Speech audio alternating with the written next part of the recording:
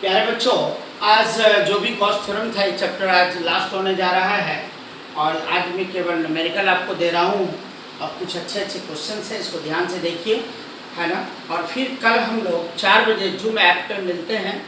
Zoom app पे हम लोग 4 बजे फिर डाउट क्लास देंगे, कुछ आपस में डिस्कस करेंगे, इसलिए सारे बच्चे जूम ऐप पे अवेलेबल कल रहेंगे 4 बजे इवनिंग में। चलते हैं। A hemispherical body is placed in a uniform electric field। एक यूनिफॉर्म इलेक्ट्रिक फील्ड में एक हेमिस्फेरिकल बॉडी देखिए यही रखा हुआ है। And what is the electric flux linked with the curved surface. और ये कर्व सरफेस है और ये फ्लैट सरफेस है।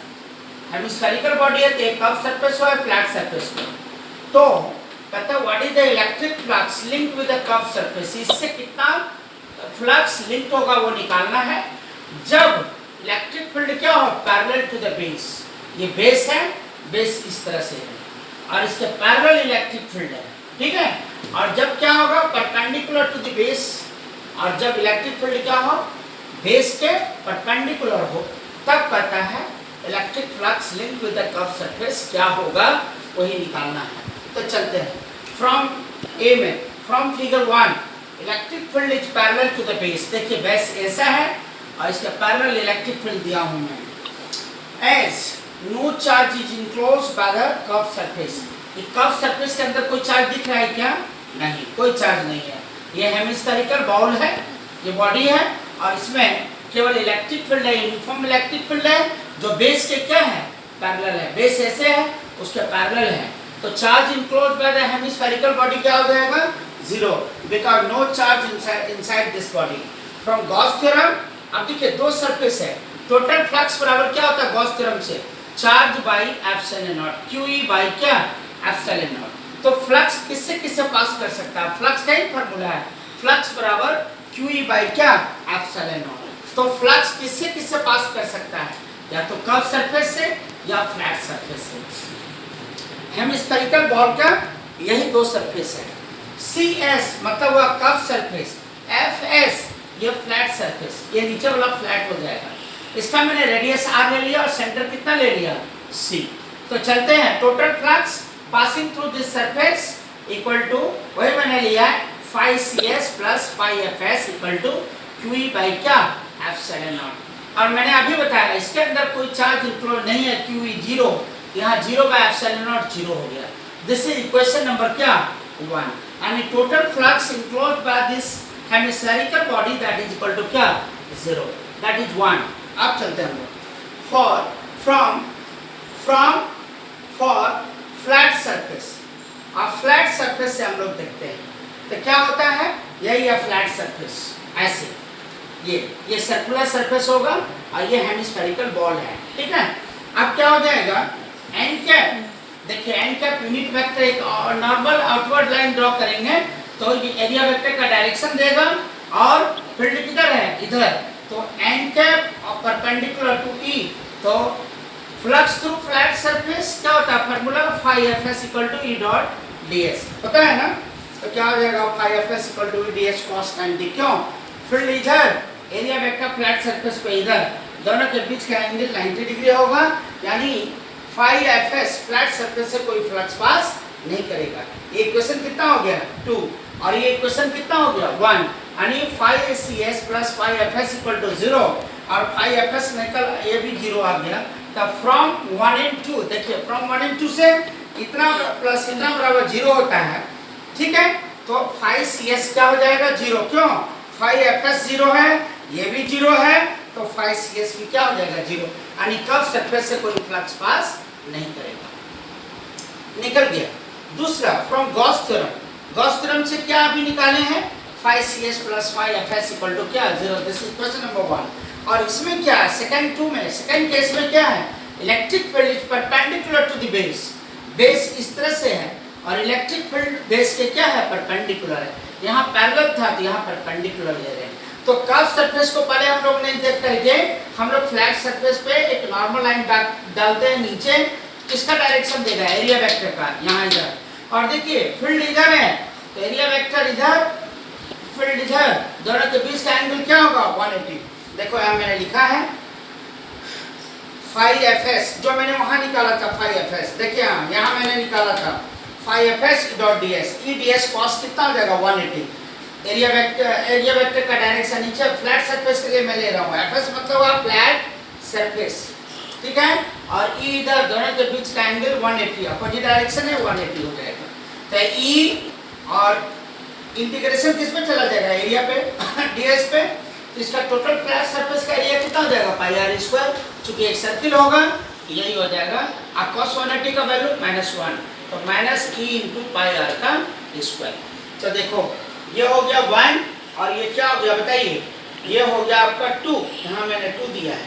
इक्वेशन 1 और 2 से फिर क्या हो जाएगा, from 1 and 2 we have phi C S plus phi F S equal to 0, मैं पहले ही बता चुका हूँ, और phi C S minus phi F S का वैल्यू तुम निकाल चुके हो इतना, इक्वल टू क्या हो जाएगा 0, so phi C S equal to E into क्या पाई आर का स्क्वायर। तो इस केस में यदि इलेक्ट्रिक फील्ड बेस के क्या है परपेंडिकुलर, ये बेस के परपेंडिकुलर है, तो flux passing through the curved surface this will be E into pi R का स्क्वायर, और यदि पैरेलल टू द बेस हो इसमें इलेक्ट्रिक फील्ड तो flux passing through the curved surface will be क्या 0। ये मैं समझाने का कोशिश किया हूँ, आप इसको समझिए और फिर हम लोग कंडक्ट करेंगे।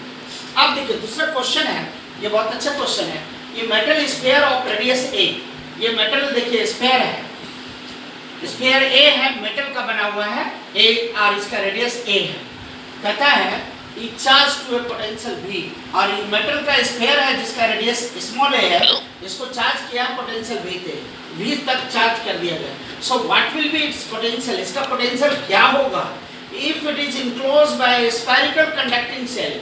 देखिए ये मेटेलिक स्फीयर जिसका रेडियस ए है, पोटेंशियल V तक चार्ज किया गया, ये यदि इनक्लोज कर दिया जाए कंडक्टिंग स्फेरिकल सेल B के द्वारा जिसका रेडियस कितना है B है, and the two are connected by wire, और इसको दोनों को देखिए वायर से कनेक्ट कर दिया गया है, तब कहता है इसका पोटेंशियल क्या होगा। देखना बहुत अच्छा क्वेश्चन है, कहता है देखिए पहले ध्यान से सुनो, एक स्फेरिकल सेल है, कंडक्टिंग स्फेरिकल सेल है जिसका रेडियस B है और वो कौन सेल है B, और एक मेटल स्फीयर है A जिसका रेडियस कितना है A, इसको चार्ज किया गया पोटेंशियल V तक और इसको कनेक्ट कर दिया गया वायर से। तब कहता है जब वायर से इसको कनेक्ट कर दिया गया है ना, तब कहता है इसका अब पोटेंशियल क्या होगा। जब नहीं कनेक्ट किया गया था तब तो इसका पोटेंशियल कितना था V था, है ना, अब इसको वायर से B स्फीयर से कनेक्ट कर दिया गया, तो अब कहता है इसका पोटेंशियल क्या होगा। तो देखिए इसको यदि V पोटेंशियल तक इसको चार्ज किया गया, समझ गए ना, तो इसका तो इस पे चार्ज कितना होगा, तो V बराबर क्या होता है Q/4πε0A, यानी यदि एक स्फेरिकल बॉडी है तो उसका पोटेंशियल का फार्मूला होगा V = Q/4πε0A। A कितना है इसका रेडियस, तो V बराबर Q/R होता है ना, तो K के जगह 1/4πε0 Q, मान लीजिए इस पर चार्ज Q है, इसका A R के जगह क्या हो जाएगा रेडियस A, है ना, जो मैं फार्मूला आपको दिया हूँ V = क्या बोलो K Q/R। ये मैं बता चुका हूँ आपको, डेली रिवाइज में रहना होगा, ऑनलाइन क्लास में यही सब प्रॉब्लम है, आपको रिवीजन में रहना होगा। तो K के जगह 1/4πε0, इस पर चार्ज मान लो Q है, तब इसका पोटेंशियल V हो गया, ये R है इसका रेडियस, वही रेडियस R के जगह कितना हो जाएगा, यही हो जाएगा V = KQ क्या, हाँ, तो Q बराबर V × 4πε0A, यानी इस पर चार्ज यही होगा, ये हम लोगों ने निकाल लिया। अब देखिए जैसे तुम स्फीयर को कनेक्ट कर दोगे ना, तो इसमें जो चार्ज Q इतना कलेक्ट हुआ है जो दिया गया है बाहर से, अब इसको जैसे भी स्फीयर से इसको कनेक्ट कीजिएगा ना, तो ये स्फेरिकल सेल है, कंडक्टिंग स्फेरिकल सेल है, वो इसके सारे चार्ज को बाहर रख देगा, क्योंकि कोई भी सेल अपने अंदर चार्ज को नहीं स्टोर करके रख सकता है ना, तो नहीं रख सकता है, सारे चार्ज को कहाँ भेज देगा, बाहर, इसकी यानी यहाँ चलाएगा। यहाँ मैं लिख दिया हूँ, as the sphere A is connected to the sphere B by wire, then entire charge A will shift on कहाँ B, क्योंकि स्फेरिकल सेल B है और इसके अंदर एक स्फीयर A रखा गया, उस पर चार्ज Q है, तो कोई भी स्फेरिकल कंडक्टिंग बॉडी अपने अंदर चार्ज को नहीं रखता है, इसलिए कंडक्शन के द्वारा सारा चार्ज कहाँ चला जाएगा, बी के सरफेस पे चला जाएगा। तो मैंने यहाँ लिख दिया shifted on B. Now electric potential for sphere B, जिसको वी डैश पाने हैं, तो मैंने क्या फार्मूला बताया था, के क्यू बाई क्या आर। तो वी डैश बराबर के क्यू बाई, के का वैल्यू 1/4πε0 क्यू बाई क्या आर। आर कितना होगा, जितना इसका रेडियस होगा वही हो गया आर, यानी q/4πε0। अब देखिए q का वैल्यू तुम इक्वेशन 1 से देख लो, q का वैल्यू कितना लाए हो, v × 4πε0 है। q का वैल्यू v × 4πε0 है, और इसका वैल्यू यहाँ रख दीजिए, 4πε0 कट जाएगा, and the potential of the sphere A will be। देखिए अब मैं एक चीज आपको बताना चाहता हूँ, इलेक्ट्रिक पोटेंशियल B का यही होगा v डैश, है ना। और अब कहता है A का भी पोटेंशियल कितना होगा, v डैश ही होगा जब इसको कंडक्टिंग वायर से जोड़ेंगे। कैसे, ये मैं बताने जा रहा हूँ, पहले समझ लो। The potential of the sphere A will be v dash equal to, वही जो इसका होगा वही इसका होगा पोटेंशियल। अब कनेक्शन के बाद, है ना, तो v dash equal to v, ये सब कट जाएगा, यही हो जाएगा va बाई क्या b, तो va बाई b, यानी v डैश क्या हो जाएगा, v से छोटा हो जाएगा। अब a का जो पोटेंशियल होगा ना, जो b का होगा पोटेंशियल v डैश, वही अब a का हो जाएगा, और v डैश अब जो न्यू पोटेंशियल हो गया a का या b का, वो v डैश हो गया, वो v से लेस होगा। क्यों, a छोटा है, a का रेडियस छोटा है, b का रेडियस क्या है, बड़ा है, इसलिए ये बड़ा, ये छोटा, इसलिए इसका वैल्यू v से क्या होगा, छोटा हो जाएगा। आप समझ गए। अब देखिए एक चीज मैं बताना चाहूंगा कि potential of the sphere b v dash equal to क्या होता है, k क्यू बाई r। तो k का वैल्यू 1/4πε0 q बाई क्या r, r की जगह क्या हो जाएगा, जितना सेल b का रेडियस है, ठीक है, वही r हो गया। ये सारे चार्ज मैंने कहा जैसे कंडक्टिंग वायर से बाहर करेंगे, सारा चार्ज इसके सरफेस पे चला जाएगा, तो चला गया टोटल, तो q का वैल्यू ये रख दिए, आ गया। अब सवाल होता है कि ये electric potential for the sphere b हुआ इतना, तो वही a का भी क्यों होगा। एक चीज मैं बता दूं, कोई भी सेल के अंदर, कोई भी स्फेरिकल सेल के अंदर पोटेंशियल हर जगह क्या होता है, कांस्टेंट होता है। इसको मैं नेक्स्ट क्लास में बताऊंगा। यानी जो पोटेंशियल इस सेल के सरफेस पे होगा और वो v डैश इतना है, यही जो मैं बताया हूँ इतना होगा, इसके सरफेस पे पोटेंशियल v डैश, यही होगा v डैश इतना, वही पोटेंशियल v डैश इसके अंदर भी होगा, यानी कांस्टेंट होता है। क्यों, ये नेक्स्ट क्लास पे आप मेमोरी में रखिए, मैं आपको श्योर बताऊंगा क्यों होता है। लेकिन अभी जान लीजिए जो इसके अंदर होगा, जो इसके सरफेस पे पोटेंशियल होगा v के v डैश, वही इसके अंदर होगा। इसके अंदर कौन है, स्फीयर A है, तो इसका भी पोटेंशियल अब क्या हो जाएगा, कनेक्शन के बाद v डैश हो जाएगा। ये आ गया, यही निकालना था हम लोगों को कि कनेक्शन के बाद क्या होता है। अब ये तीसरा क्वेश्चन देखना है, ये एनसीईआरटी में भी है और बहुत अच्छा क्वेश्चन है। देखिए the electric field component in figure are, ये फिगर है, ठीक है, मैं समझाता हूँ। अब दिया है electric field along X axis दिया हुआ अल्फा एक्स का पावर 1/2, ई वाई क्या है 0, यानी वाई एक्सिस के अलोंग इलेक्ट्रिक फील्ड 0 है, जेड एक्सिस के अलोंग इलेक्ट्रिक फील्ड 0, ये दिया हुआ है क्वेश्चन में। इन विच अल्फा का जो वैल्यू यहाँ अल्फा कांस्टेंट है, उसका वैल्यू ये दिया हुआ है, ठीक है, देख लीजिए। Consider the cube shown in the figure, यही आपको फिगर दिया हुआ है, क्यूब का एक फिगर है। तो कहता है the flux through the cube and the charge in the cube, A का वैल्यू कितना है 0.1 मीटर। आप देखिए इससे कितना फ्लक्स पास करेगा ये निकालना है। ये क्यूब है और इसका क्यूब है ना, जिसका हर एक साइड कितना है ए है। देखिए ए साइड ए है, ये भी ए होगा, सब ए होगा। लेकिन ये क्यूब जो रखा गया है ना, देखिए ओरिजिन से कितना दूरी पे रखा गया, ए डिस्टेंस पे रखा गया। ये फिगर में आपको दिया हुआ एनसीईआरटी का क्वेश्चन है, ठीक है ना, एनसीईआरटी के एग्जांपल में आपको मिलेगा ये क्वेश्चन, ठीक है। और इसी तरह का क्वेश्चन ऐसे वर्मा में भी है, ये बनेगा तो वो ऐसे वर्मा का क्वेश्चन बन जाएगा। तो ओरिजिन से ए डिस्टेंस पे, यानी यहाँ से x बराबर कितना है a, देख लीजिए x बराबर a दूरी पे ये क्यूब रखा गया है, तो इसका दूरी यहाँ x बराबर a है, इसका भी साइड a होगा, चूंकि ये क्यूब है तो a साइड होगा, तो भी हर एक साइड a होगा, है ना। और इलेक्ट्रिक फील्ड y एक्सिस के अलोंग क्या है 0, z एक्सिस के अलोंग क्या है 0, x एक्सिस के अलोंग आपको इलेक्ट्रिक फील्ड दिया हुआ है कितना, अल्फा x पर पावर 1/2। यानी ये जो x एक्सिस के अलोंग इलेक्ट्रिक फील्ड है ना, दिस इज वेरिएबल, क्यों? ये कांस्टेंट नहीं है सर, यही तो इस क्वेश्चन का ब्यूटी है। This is not constant because this is a function of x, यानी ओरिजिन से जैसे जैसे x का दूरी बढ़ेगा electric field along x axis भी क्या होगा, बढ़ेगा। So this is a variable electric field along x axis and y axis z axis के अलोंग क्या है, 0। So we do not consider about y axis and z axis because this is electric field 0। अब हम लोग चलते हैं question में। हाँ, तो मैं सारे सरफेस का नाम दे देता हूँ, ठीक है। एक सरफेस ये है, एक सरफेस ये है, एक ये है, एक ये है, एक उधर है। इस तरह से कितने सरफेसेस बनते हैं आप जानते हैं? क्यूब में कितने सरफेसेस बनते हैं? 6। तो 6 सरफेस बनेगा आपको। अब हम लोग चलते हैं, अब ध्यान से देखो। तो मैंने क्या किया, इस सरफेस पे एक नॉर्मल लाइन आउटवर्ड आ रही है, एरिया वेक्टर का डायरेक्शन देगा। यहाँ पे एक नॉर्मल लाइन आउटवर्ड आ रही है, एरिया वेक्टर का डायरेक्शन इधर देगा। यहाँ पे एक नॉर्मल लाइन आउटवर्ड आ रही है, एरिया वेक्टर का डायरेक्शन इधर देगा। इस सरफेस पे नॉर्मल लाइन आउटवर्ड आ रही है, एरिया वेक्टर का डायरेक्शन इधर देगा। ध्यान से सुनना, ये सरफेस एक हो गया और इसके पीछे वाला सरफेस हुआ। ये सरफेस कौन हुआ, ए बी जी एफ।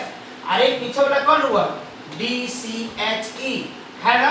एक सरफेस ऐसे ये खड़ा है, इस पे एक नॉर्मल लाइन डालेंगे किधर देगा, एरिया वेक्टर का डायरेक्शन इधर हो जाएगा। तो इस सरफेस के लिए भी एरिया वेक्टर का डायरेक्शन इधर, और ये जो सरफेस है ना उसका भी एरिया वेक्टर का डायरेक्शन या तो उधर ले लीजिए, उधर ही होगा क्योंकि आउटवर्ड होता है ना। तो इस सरफेस पे एक आउटवर्ड लाइन कीजिएगा तो एरिया वेक्टर का डायरेक्शन ऐसे जाएगा और इस सरफेस पे इधर जाएगा, याद रखना। अब मैं चलता हूँ, unit vector n cap gives the direction of area vector to the different surfaces. Flux fiber क्या, flux through ABCD, ABCD, ABC, यहाँ देखो ABCD, इससे कितना फ्लक्स पास करेगा। फ्लक्स का क्या फॉर्मूला है, E डॉट ds, है ना फॉर्मूला। तो E के जगह क्या होगा, EX, क्योंकि Y और EZ तो 0 है, EX, E के जगह EX और इनटू इसका एरिया कितना होगा, 1I² ds मतलब हुआ एरिया। तो इस सरफेस का एरिया कितना होगा, लंबाई गुने चौड़ाई, एक क्यूब है तो a² हो जाएगा। अब देखिए E into ds क्या होता है, E dot ds, E ds cos theta होता है। थीटा कितना हो जाएगा, 90 डिग्री। क्यों, एरिया वेक्टर का डायरेक्शन इस सरफेस के लिए इधर, फील्ड इधर, दोनों के बीच का एंगल क्या हो जाएगा, 90, cos 90 क्या होगा, 0, यानी इस सरफेस से कोई फ्लक्स पास नहीं करेगा। तो यही मैं आपको दिखा दिया हूँ। अब चलते हैं 5 फ्लक्स थ्रू EFGH। देखिए यहाँ EFGH ये सरफेस है, ठीक है। EF कहाँ, EFGH ये सरफेस नीचे वाला इधर। अब एक नॉर्मल लाइन खींचे, एरिया वेक्टर का डायरेक्शन इधर और फील्ड किधर है, इधर, फील्ड है इधर, एरिया वेक्टर का डायरेक्शन नीचे, दोनों के बीच का एंगल यहाँ भी क्या बनेगा, 90 बनेगा ना। तो EX a² cos 90 यहाँ भी क्या हो जाएगा, 0। अब देखिए फ्लक्स थ्रू ABGF कहाँ है, ABGF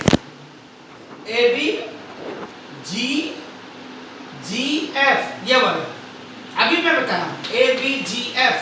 अब देखिए ये ऐसा सरफेस है, एक नॉर्मल लाइन डालेंगे, एरिया वेक्टर का डायरेक्शन किधर हो जाएगा, इधर, अब फील्ड किधर है, इधर, तो दोनों के बीच का एंगल कितना बनेगा, 90, यानी इससे भी कोई फ्लक्स पास नहीं करेगा। ना मैं लिख दिया हूँ ABGF, इससे भी एरिया वेक्टर का डायरेक्शन क्या हो जाएगा, फील्ड के परपेंडिकुलर, cos 90 0 हो जाएगा।